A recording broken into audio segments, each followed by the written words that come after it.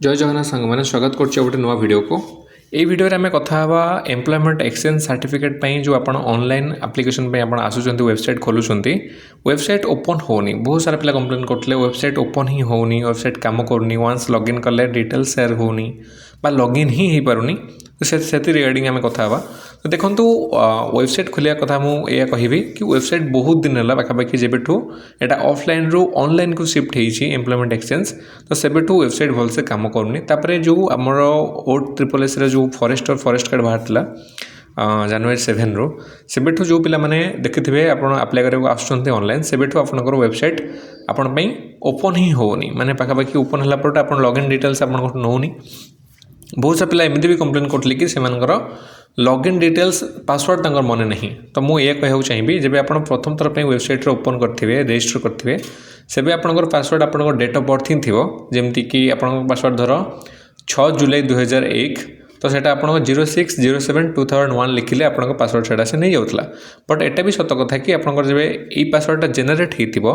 तार किसी दिन पर किसी समय पर आपको गोटे रिक्वेस्ट आसी गोटे मेल आसी से लिंक उपर क्लिक करके आप निज नुआ पासवर्ड सेट करेंगे निहाती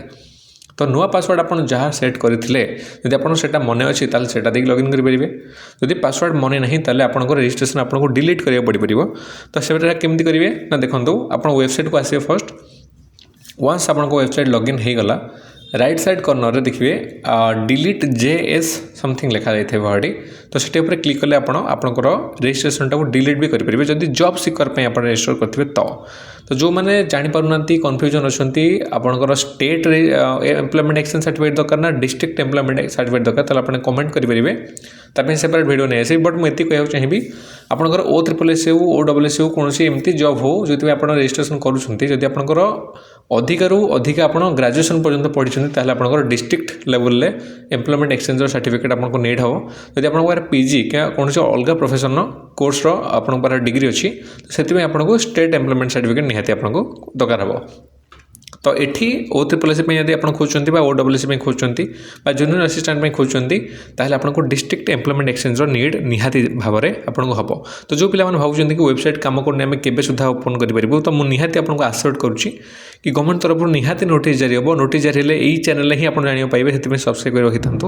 नोटिस जारी होगापर आप निहाती जाना पाइबे कि केबे सुधा वेबसाइट भलसे कम कर स्टार्ट करुँची कौन सर्भर प्रोब्लेम हो बा टेक्निकल ग्लिच हो जो भी वेबसाइट कम करनी सेटा जब कम कर स्टार्ट हम आप नोटिफिकेशन पाइबे आते कम कर स्टार्ट हम आपंकर असुविधा जमा भी हेनी आपंकर OSSS हो OSSS जो आप एग्जाम अप्लाई करने जो एम्प्लॉयमेंट एक्सचेंज सर्टिफिकेट दरकार से आपको निहाती टाइम मिल तो आप निहाती सब ऑफिशियल वेबसाइट विजिट करूँ ना मो चैनल सब्सक्राइब कर दिखाँ मुझे निहाती नोटिफाई करदेवी किसी समय पूर्वर किसी दिन पूर्वर तो से पर्यंत आप पढ़ापढ़ी पर ध्यान दिंतु पढ़ंतु जदि आप केवल रजिस्ट्रेशन जे अप्लाई कर जेटा को अनसिलेक्ट करेंगे आपदी ना एम्प्लॉयमेंट सर्टिफिकेट किंतु एटा भी सत कि एम्प्लॉयमेंट सर्टिफिकेट आप वन्स जेनेट करेंगे तार वैलिडेशन पाखापाखि 3 वर्ष रोचे तो 3 वर्ष पर्यंत आपको डिटेल्स जब आप अलरेडी अच्छी एम्प्लॉयमेंट सर्टिफिकेट आप अच्छी से आप यूज करेंगे कम आनीपारे डाउनलोड जब होनी लॉगिन करेंगे जब भी वेबसाइट ओपन हम भलसे कम कर स्टार्ट करेंगे आप डाउनलोड करके यूज भी करेंगे। रहुची धन्यवाद।